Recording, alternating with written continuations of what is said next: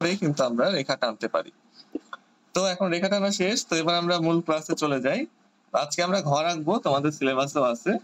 তো ঘর আঁকতে গেলে শুধু রেখাই টানতে হবে, এই জন্য কিন্তু আমি একটু দেখলাম যে তোমাদের রেখা টানার হাত কার কেমন। হ্যাঁ, এটা দিনে দিনে ইমপ্রুভ হবে। তো সবার প্রথমে দেখো, ঘর আঁকার জন্য আমরা সবার প্রথমে একটা রেখা টানবো। এই যে একটা রেখা টানলাম। একটা রেখা টানার পরে এই রেখার মাঝখান থেকে আমরা একটা উপরের দিকে রেখা টানবো, তাহলে কি হবে, একটা উল্টা তীর মতো হয়ে গেল, তাই না? এই দেখো, প্রথমে আমরা একটা রেখা টানবো, এটা র্যান্ডমলি, যেটা বড় হলে বড় ঘর হবে, ছোট হলে ছোট ঘর। তারপরে রেখার মাঝখান আইডিয়া করব যে এটা রেখার মাঝখান হতে পারে, আন্দাজ করে এটা রেখার মাঝখান। এখন মাঝখান নির্ণয় করার পরে মাঝখান থেকে উপরের দিকে আরেকটা রেখা টেনে দেব। তবে এটা কিন্তু অনেক বড় টানা যাবে না। হ্যাঁ, এই যে এখানে যে রেখাটা টেনেছি না, এটার কাছাকাছি একটা রেখা টানবো উপরের দিকে, তবে এটা কিন্তু কোনো মাপ ছাড়া। তো তোমরা আন্দাজ করে প্রথমে যে রেখাটা টানবে সেই রেখা সমান করে বা কাছাকাছি এর মাঝখান থেকে আরেকটা রেখা টানবে, তাহলে এটা কিছুটা উল্টা তীর মতো হয়ে গেল। এটা আঁকা হলে আমাকে জানিও।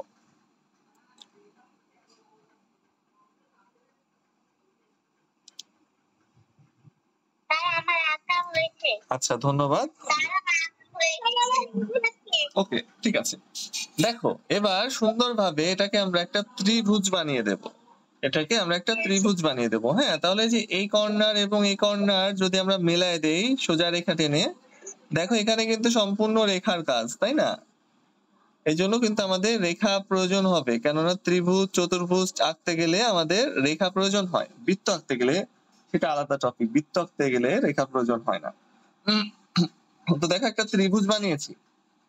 এখন আমরা ত্রিভুজটাকে ফ্রি হ্যান্ডেও বানাতে পারতাম, যদি এভাবে বানাতাম তাও হতো। হ্যাঁ, কিন্তু কি হয় যে ফ্রি হ্যান্ডে বানাতে গেলে স্বাভাবিকভাবে দেখা যায় যে একদিকে ছোট, অর্থাৎ একদিকে একটু কম বাঁকা, একদিকে বেশি বাঁকা, এরকম হয়ে যায়। এরকম হয়ে গেলে ভালো লাগবে না, এই জন্য কিন্তু আমরা এইভাবে উল্টা টিএকে যদি বানাই তাহলে ত্রিভুজটা সুন্দর হবে। আচ্ছা, এই ত্রিভুজটা বানানো হয়ে গেলে আমাকে জানিও।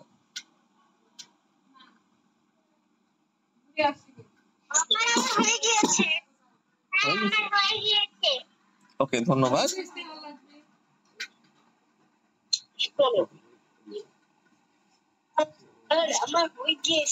ওকে, ধন্যবাদ।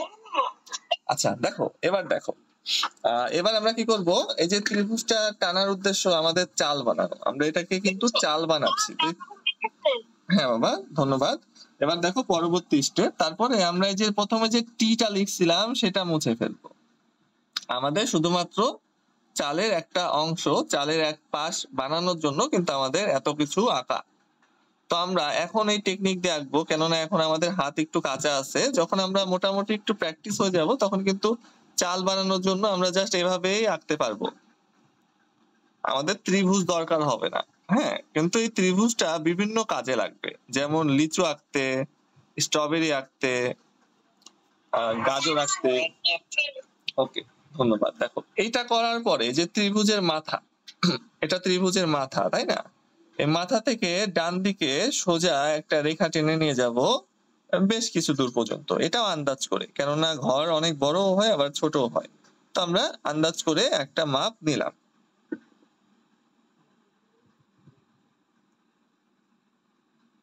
স্যার, আমার দাগটা হয়ে গিয়েছে। ওকে, তো এই দাগটা টানার পরে এবার আমাদের একটু জটিল জিনিস করতে হবে। ধন্যবাদ।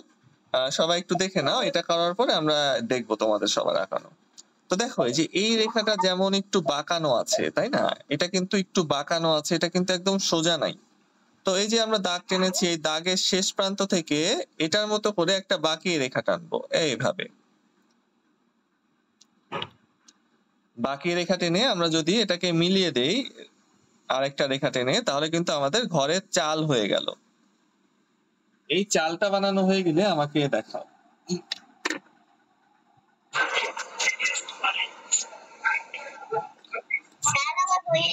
আচ্ছা দেখি, এই তো সুন্দর হয়েছে। আচ্ছা, সুন্দর হয়েছে। তাহলে কি, যে এটা যেমন বাঁকানো আছে এটাও ঠিক তেমনই বাঁকানো হবে। তো এটা হলো আমাদের ঘরের চাল। হ্যাঁ, একটু দেখাও আমাকে। হ্যাঁ, যাদের আঁকানো হয়ে যাচ্ছে তারা আমাকে একটু আঁকানোটা দেখাও। হ্যাঁ, এটাও ঠিক আছে। ওকে, এই তো। হ্যাঁ, তাজকের আঁকানোটাও সুন্দর হয়েছে। ওকে, তো এটা কি যে আমাদের ঘরের চাল। এখন আমরা ঘরের চাল যারা লম্বা দিয়েছি তাদেরটা হয়েছে, যারা একটু ছোট দিয়েছি তাদেরটাও কিন্তু হয়েছে। লম্বা দিলে একটু বড় ঘর, আর ছোট দিলে ছোট ঘর, মানে কম রুমের ঘর। আচ্ছা, তারপরে কেউ কি বাকি আছো যে এটা করনি?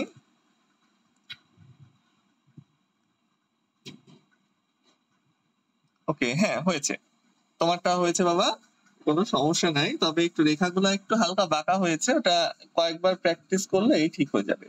আচ্ছা, হ্যাঁ দেখি।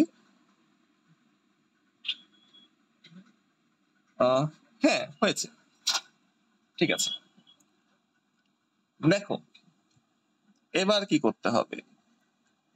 সবার প্রথমে আমরা এই যে বাম সাইডে যে চালটা দিয়েছি, এই চাল থেকে এই যে আমাদের একটা রেখা টানা ছিল ত্রিভুজের, তাই না? এই যে রেখাটা টানা ছিল, হালকা হালকা দেখা যাচ্ছে। তো এই রেখা বরাবর কিছুটা দূর আমরা রেখাটাকে গাঢ় করে দিলাম। এই যে গাঢ় করে দিলাম, গাঢ় করে দেওয়ার পরে এটাকে সুন্দরভাবে উপরের দিকে নিয়ে যাব। তাহলে কি হলো যে এইটু ডবল হয়ে গেল, তাই না? এটা মোটা হয়ে গেল। আমাদের এটা করতে হবে যে এই যে রেখাটা শেষ প্রান্ত থেকে ডান দিকে অলরেডি ত্রিভুজের রেখা ছিল, ওই বরাবরই ছোট্ট একটা টান দিব গাঢ় করে। তারপরে এই টানটাকে এই যে এই দাগের মতো করে বাঁকিয়ে এই চালের সাথে মিলিয়ে দেব।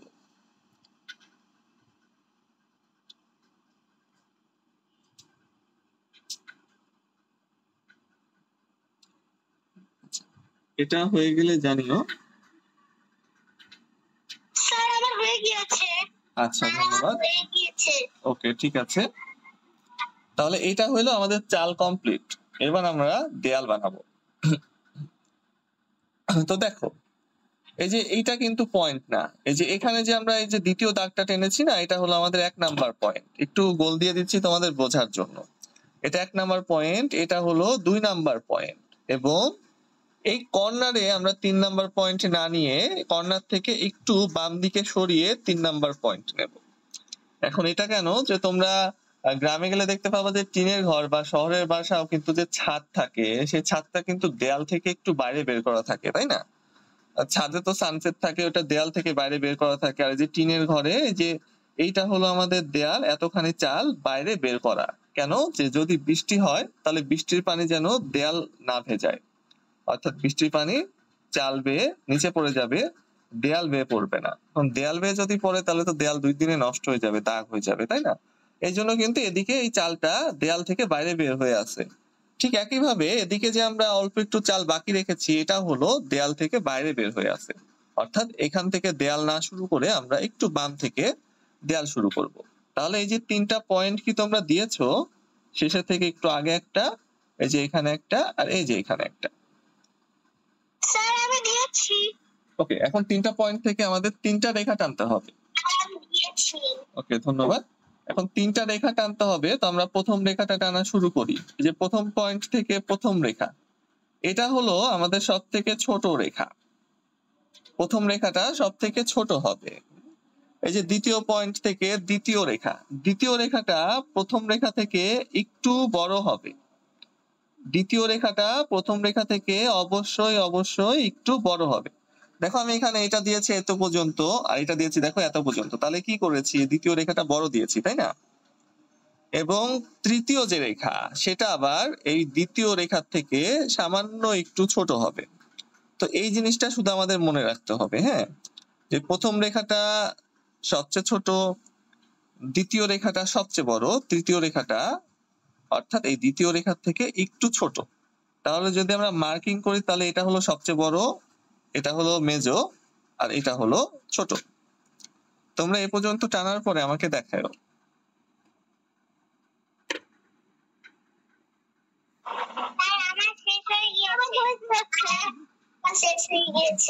এই তো, বাহ, সুন্দর হয়েছে। হ্যাঁ, তোমরা আঁকানোটা দেখাও। হ্যাঁ হ্যাঁ, তোমারটা দেখেছি, তোমারটা সুন্দর হয়েছে, সুন্দর হয়েছে। হ্যাঁ বাবা, তোমারটাই দেখছি, তোমারটাই দেখছি, তোমারটা সুন্দর হয়েছে। আচ্ছা হ্যাঁ, তারপরে তাজকিয়ারটা বা সুন্দর হয়েছে। তাজকিয়া এই যে এই রেখাটা আর একটুখানি বড় করে দাও, সামান্য একটু, অল্প একটু বড় করে দাও, অল্প সামান্য একটু বড়। আচ্ছা তারপরে বাকিরা দেখাও। হ্যাঁ এই তো হয়েছে, সুন্দর হয়েছে। তারপরে হ্যাঁ আরেকজন বাকি আছে। আচ্ছা একটু আমি দেখতে পাচ্ছি না, হ্যাঁ এই তো দেখেছি, সুন্দর হয়েছে, বাহ এই তো ফাইন। দেখো সবার আঁকানোই হয়ে গেছে, তো এবার কি করব, আমরা এটাকে মেলাই দিব, শুধু এটা হয়ে গেল আমাদের দালান। তো এটাকে আমরা মেলাই দিব, এখান থেকে এই পয়েন্ট থেকে এই পয়েন্টে মেলাই দিব। দেখো রেখাটা বাঁকা হয়ে মিলবে, এই পয়েন্ট থেকে যখন এই পয়েন্টে মেলাবো তখন কিন্তু রেখাটা বাঁকা হয়ে মিলবে। আবার এই পয়েন্ট থেকে এই শেষের পয়েন্টে মেলাই দিব। দেখো এখানে কিন্তু আমাদের রেখাগুলা সোজাসুজি টানা লাগছে, তাই না? এই জন্য কিন্তু আমাদের সোজা রেখা টানা একটু প্র্যাকটিস করতে হবে। তাহলে দুইটা পয়েন্ট থেকে আমরা মেলাই দিব শুধু, আর কোনো কাজ নাই। মিলিয়ে দেওয়ার পরে আমরা রেখাটাকে নিচ থেকে ডাবল করে দিব। তো তোমরা আগে মেলাও, তারপর আমি দেখাচ্ছি। ওকে ঠিক আছে, ধন্যবাদ। তো মেলানোর পরে যে নিচের দিকে কর্নার থেকে আমরা বাম দিকে একটা রেখা বের করব এবং ডান দিকে একটা রেখা বের করব। হ্যাঁ বাবা ধন্যবাদ। দেখো দুই দিক থেকে একটু বাঁকিয়ে দুটো রেখা বের করেছি, দুই কর্নার থেকে। তারপরে একইভাবে এই রেখাটার নিচ দিয়ে আরেকটা রেখা টেনে দেব, এই যে এখানে এসে মিলে গেল, আবার এখান থেকে শুরু হলো। তো এই যে রেখাটা টানলাম এটা হলো ঘরের উচ্চতা, অর্থাৎ এটা হলো ধরো মাটি, এটা মাটি, ঘরটা এতটুকু উঁচু থেকে শুরু হয়েছে। কেননা মাটির সমান সমান তো ঘর হয় না, তাহলে তো যে কোনো জিনিস ঘরের মধ্যে ঝড়ে চলে যাবে, পোকামাকড়, তো একটু উঁচু থেকে হয়। তো এটা হলো মাটি, আর এতটুকু উঁচু থেকে ঘরের মেঝে শুরু হয়েছে, অর্থাৎ ঘরের নিচে এতটুকু উচ্চতা রয়েছে ঘরের। আচ্ছা এটা দেওয়া হয়ে গেলে আমাদের ঘর কিন্তু কমপ্লিট। এরপরে আমরা দরজা জানলা দিয়ে দেব। তো দরজার জন্য আমরা যে একটা আয়তক্ষেত্র বা চতুর্ভুজ লম্বা আঁকবো, তো এই দেখো দুইটা রেখা টেনেছি পাশাপাশি, পাশাপাশি দুইটা রেখা টেনে আমরা জাস্ট মিলাই দিছি, একটা দরজা হয়ে গেল, তাই না? দরজা হয়ে গেল। মাঝখানে যদি আমরা দাগ দিয়ে দিই তাহলে দুই পাল্লার দরজা, আর মাঝখানে দাগ না দিলে একটা সিঙ্গেল পাল্লা। এখন দরজা তার পাশে আমরা জানলা দিতে পারি, এই যে জানলার জন্য একটা বক্স দাগ দেওয়া, মাঝখানে দাগ দেওয়া মানে দুইটা পাল্লা আছে জানলাতে। গ্রামের বাসাতে আগে কিন্তু এরকম ছিল, এখনো আছে যে দুইটা পাল্লা। আর এই পাশে আমরা কি করতে পারি, দরজাও দিতে পারি, আবার একটা জানলা দিয়েও রেখে দিতে পারি। তো আমরা এই পাশে একটা জানলা দিতে পারি, অথবা এরকম দরজা দিলেও সমস্যা হবে না।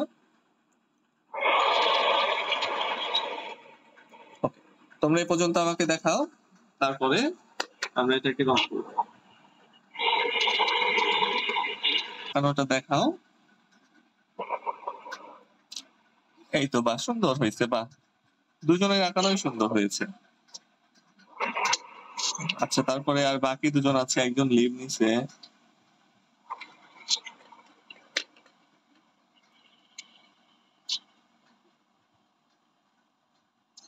আচ্ছা যাদের আঁকানো হয়ে গেছে, হ্যাঁ বসে আছো, তারা চাইলে আরেকটা ঘর আঁকতে পারো, বাকিদের শেষ হতে হতে ইচ্ছা, যত আঁকবা তত ভালো হবে।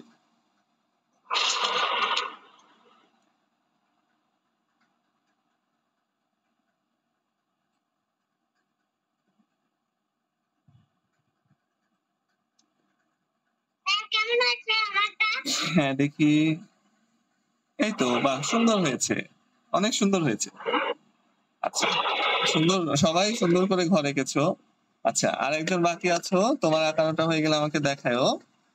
প্রথমে যে ঘরটা এঁকেছি তার পাশে কি অন্যতর আরেকটা ঘর আঁকবো? হ্যাঁ অন্য একটা ঘর আঁকো, মানে একই ঘরে আরেকটা আঁকো, তাহলে প্র্যাকটিস হবে।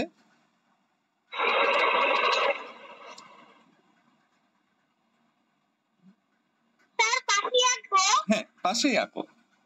আচ্ছা সবাই এটা করো যে পাশে আর একটা ঘর আঁকো একা একা, দেখি কেমন বুঝছো। এটা তো আমি শেখাই দিছি, এবার তোমরা নিজে নিজে একটা ঘর আঁকো, পাশে নিচে উপরে যেখানে ইচ্ছা একটা নিজে নিজে ঘর এঁকে সেটা আমাকে দেখাও।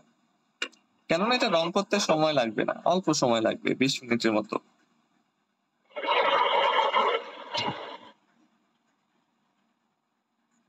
তাহলে সবাই পাশে আরেকটা ঘর আঁকো, একা একা একটা ঘর এঁকে সেটা আমাকে দেখাবা। পারিনি? কোন কালার দেখি? ও না, হ্যাঁ, চালে যে কোনো গাঢ় কালার দিতে হবে। তুমি ওই কালারটা হালকা হয়ে গিয়েছে, তুমি চালে চাইলে লাল দিতে পারো, হ্যাঁ চাইলে ব্রাউন দিতে পারো, তারপরে চাইলে হ্যাঁ লাল কালার দাও, আমিও লাল কালার দিব।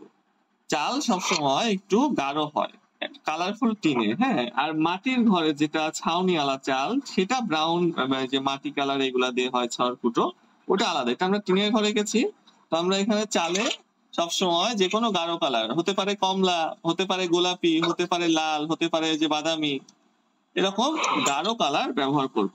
এবং দেয়ালের জন্য আমরা ব্যবহার করব হালকা একটা কালার। দেয়ালের জন্য সবসময় হালকা রং এবং চালের জন্য সবসময় গাঢ় রং।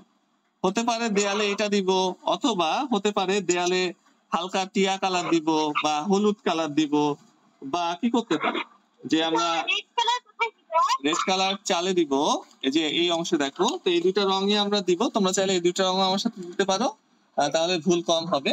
দেখো যে এই অংশটুকুতে আমরা রেড কালার দিব, যেটা আমি এখন দাগাচ্ছি, এটা এবং এইটা, এটা হলো আমাদের চাল। তো আমরা এই যে চালের এই অংশে লাল রং দিব। শুধু লাল রং না, যে কোনো গাঢ় রং দেওয়া যাবে।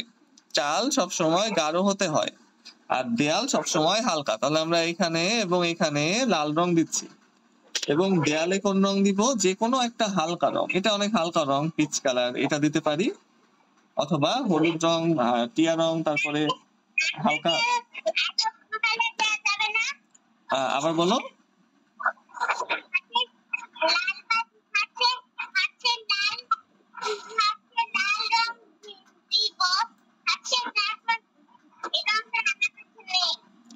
আচ্ছা, এই রংটা নেই? এই রংটা না থাকলে হলুদ কালার দিতে পারো।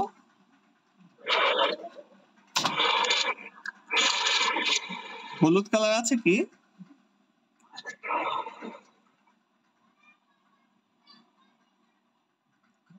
আচ্ছা, এই রংটা না থাকলে আমরা হলুদ রং দিব, ঠিক আছে? হলুদ রং কোথায় দিব? এই অংশে, যে এইটা, এখানে এবং এইখানে, এই দুই পাশে দেয়ালে আমরা হলুদ রং দিব, অথবা এই পিচ কালার দিব। আবার এটাকে দরজাতে হবে ব্রাউন রং গাঢ় করে। দরজা কাঠের, দরজাতে আমরা ব্রাউন কালার দিব, জানলাতে ব্রাউন কালার দিব, এবং এই যে নিচের অংশ এটাতে দিব কালো রং। এবার আমি দেখো দাগায় দিছি, এবার আমরা রং করব। এই যে নিচের অংশ এটাতে দিব কালো রং। তাহলে এই হলো আমাদের সম্পূর্ণ ঘরের রং। তাহলে আমরা রং করা শুরু করি। প্রথমে তো সব সময় কি করতে হয় যে আমরা চারদিকে আগে রং করে নেব। তো এই যে আমি প্রথমে যে এই কর্নারটা রং করছি চালের, তো এই চালের এই কর্নারের চারপাশ আমি আগে ভালো করে রং করে নিব, আস্তে আস্তে, যেন বাইরে না বের হয়ে যায়। সুন্দর করে, একটু তাড়াহুড়া না করে চারপাশটা ভালোভাবে রং করে নিব। এটা প্রথম কাজ আমাদের, তাহলে রং বাইরে যাবে না। তারপরে ভেতরের অংশে আমরা যদি একটু তাড়াহুড়াও করি বা একটু দ্রুতও করি, তাও কিন্তু সমস্যা নাই।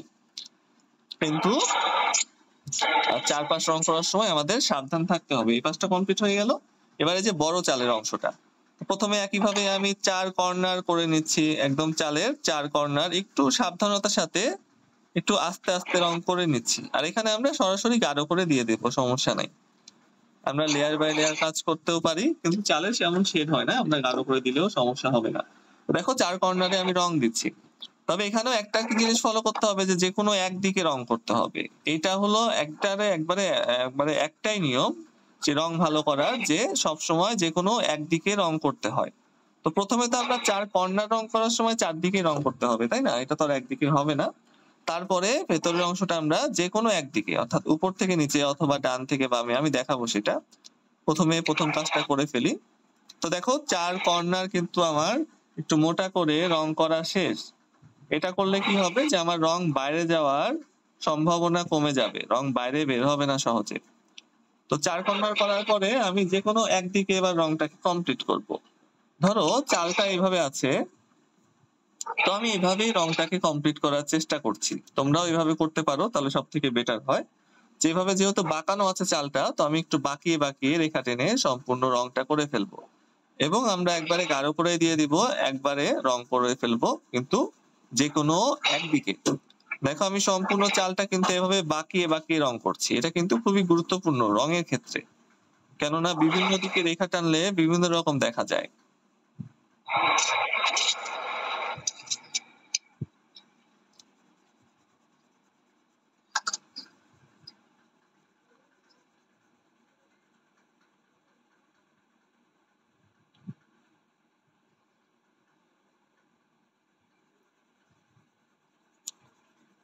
এখন আমরা যখন কোনো রং গাঢ় করে করি তখন কিন্তু হাত ব্যথা হয়ে যায়, কিন্তু যখন হালকা করে রং করি তখন হাত ব্যথা হয় না। এই যে ঘরের দেয়াল কিন্তু একদম হালকা করে রং করব, তখন কিন্তু আমাদের হাত ব্যথা হবে না।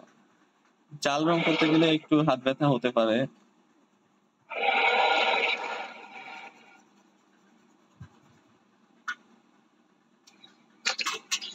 দেখো আমার রং করা শেষ হয়ে গেলে তোমরা আমাকে জানাও, তারপর আরেকটা কাজ বাকি আছে।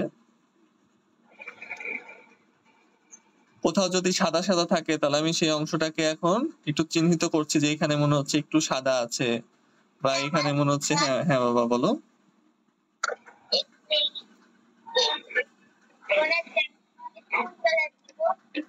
দরজা জানলাতে,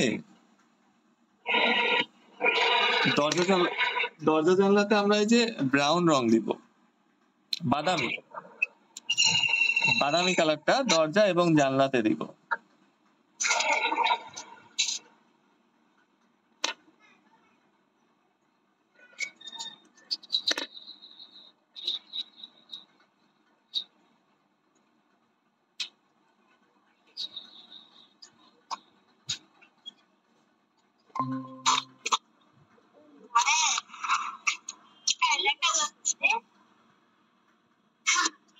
আচ্ছা, চাল রং করা হয়ে গেলে আমাকে তোমরা একটু দেখাও।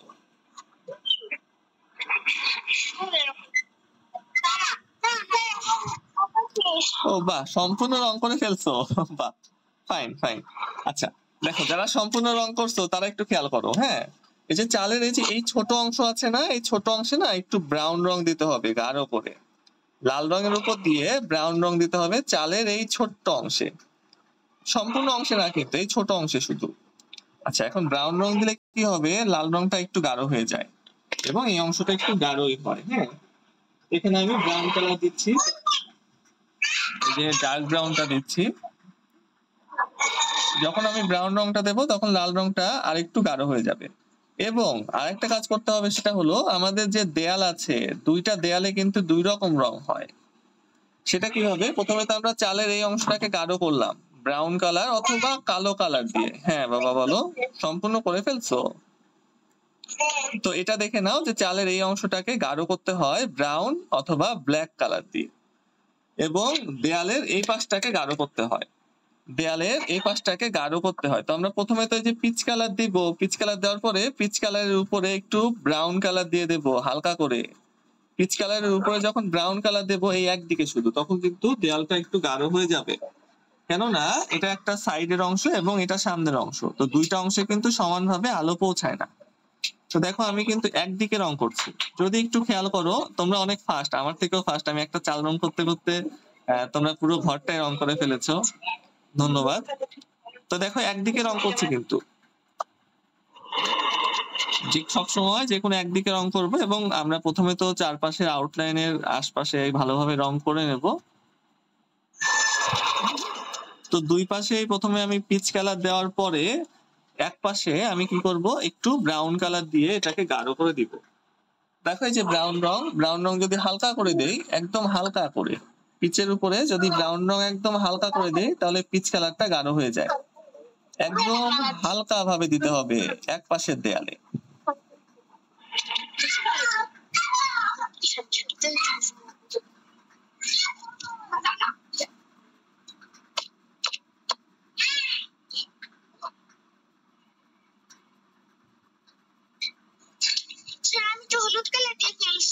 হলুদ কালার দিয়েছো, কোনো সমস্যা নাই, হলুদ কালার দিলেও হলুদের উপরেও ব্রাউন কালারটা দিব একদম হালকা ভাবে। হ্যাঁ হলুদ কালার করলেও কোনো সমস্যা নাই, হলুদের উপরে ব্রাউন কালারটা দিব একদম হালকা ভাবে। দেখো বাবা, এই যে আমি কিন্তু এত হালকা করে করছি, দেখো ব্রাউন রং কিন্তু এত গাঢ়, এত গাঢ় রং আমি শুধু ধরে আছি এবং খাতার সাথে স্পর্শ করাচ্ছি, কোনো চাপ দিচ্ছি না। এভাবে হালকা করে কিন্তু হলুদের উপরে অথবা পিচ কালারের উপরে আমরা এক পাশে এই রংটা দিব। একদম আলতো ভাবে শুধু রংটাকে ধরে আছি এবং রং করছি, কোনো প্রেসার দিব না, একদম হালকা ভাবে। এক পাশটা গাঢ় হয়ে গেল, এবার অপর পাশটা আমরা যেমন আছে তেমনই করবো, যে পিচ কালার। তাহলে ঘরের দেয়ালের এক পাশ হবে গাঢ় এবং এক পাশ হবে হালকা, একই রঙেরই। দেখো এবার কিন্তু ঘরটা একটু সুন্দর লাগছে, এই পাশে ছায়া পড়ছে এবং এই পাশে ছায়া পড়ছে না, আলো পড়ছে। কেননা ঘরের এটা সামনের অংশ, এটা সাইডের অংশ, দুটা যদি সেম কালার হয় তাহলে অতটা ভালো লাগবে না, অতটা ফুটবে না। এই জন্য এক পাশ যদি আমরা একটু গাঢ় করি এবং এক পাশ হালকা করি তাহলে কিন্তু আমাদের ছবিটা ভালো ফুটবে। দেখো আমার কিন্তু রং করা হয়ে গেল খুব সহজেই, যেহেতু হালকা করে করেছি। হ্যাঁ বলো। আমি কোনো এই চেষ্টা তো করে করছি। আচ্ছা, একটু আমাকে দেখাও।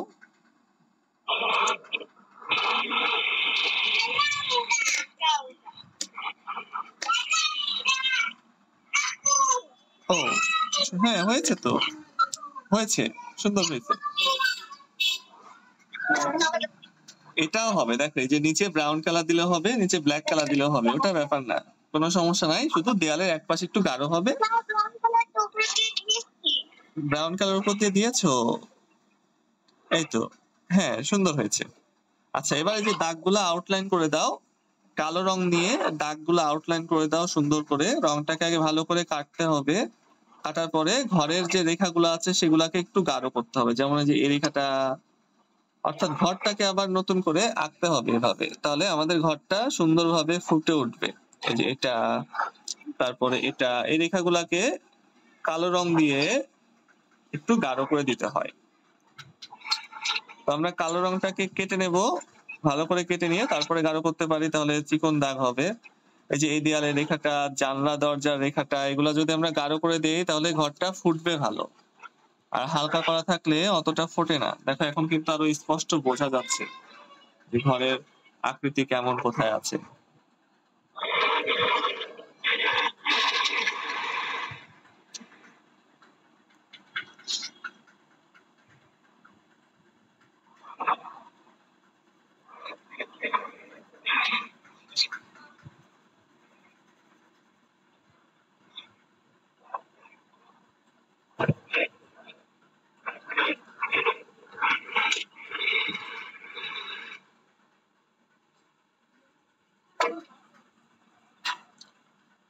দেখো একটা জিনিসের না অনেক রকম রং হয়। এখন ঘরের তো রঙের শেষ নাই, বিভিন্ন মানুষ বিভিন্ন ভাবে রং করে, বিভিন্ন কালার দেয়। তো এই জন্য না কোনো কিছুই ভুল না, যেমন দেবে তেমনই হবে, ভুল যাবে না রঙের ক্ষেত্রে। কিন্তু আঁকানোর ক্ষেত্রে আঁকানোটা একটু ভালো করে আঁকতে হবে, কেননা ঘর আঁকার একটা নিয়ম আছে, একটা মাপ আছে। তো ওই জিনিসটা আমাদের মাথায় রাখতে হয়, যে ঘরের যে প্রথম দাগটা ছোট, তারপরে দ্বিতীয় দাগটা সবচেয়ে বড়, তৃতীয় দাগটা মেজো। এই জিনিসটা একটু মাথায় রেখে ঘর আঁকলে কিন্তু ঘর এমনিতেই সুন্দর হবে। আর ঘরে তোমরা যে কোনো কালার করতে পারো, দেয়ালে যে কোনো কালার দিতে পারো, চালে যে কোনো কালার দিতে পারো, সমস্যা হবে না।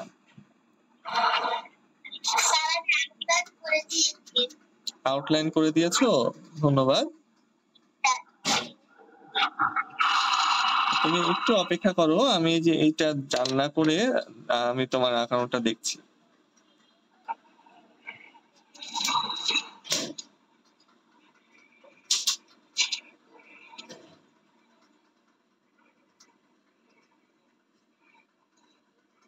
ঠিক আছে, একটু আমাকে আঁকানোটা দেখাও।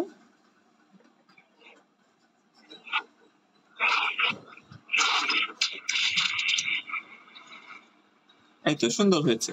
আচ্ছা, তাহলে কি হয় যে আউটলাইন করলে আমাদের ঘরটা আরেকটু স্পষ্ট হয়ে ওঠে, আরেকটু ফুটে ওঠে ভালোভাবে।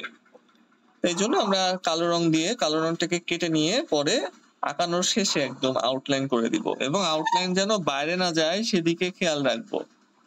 বাইরে গেলে আবার এটা নষ্ট হয়ে যাবে, একটু সাবধানে যে দাগগুলো আছে সেই দাগগুলোর উপর দিয়ে আরেকটা করে দাগ টেনে দিলেই তো আমাদের কাজ শেষ।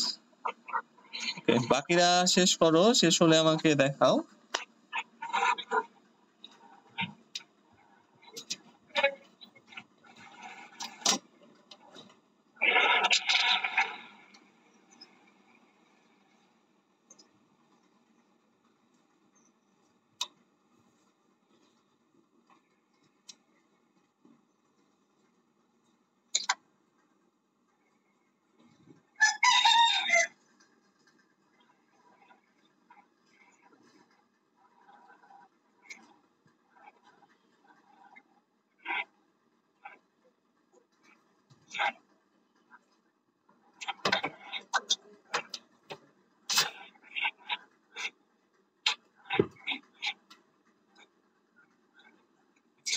যারা রং করেছো আমাকে দেখিয়েছো তারা চাইলে এখন লিভ নিতে পারো, আমরা বাকিদের আঁকানো দেখে ক্লাস শেষ করবো।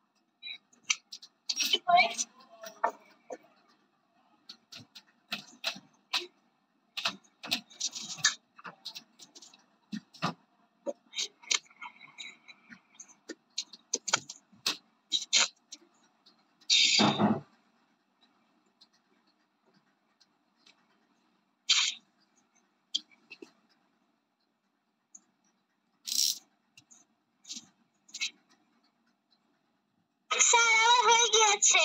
আচ্ছা একটু দেখি কেমন হয়েছে।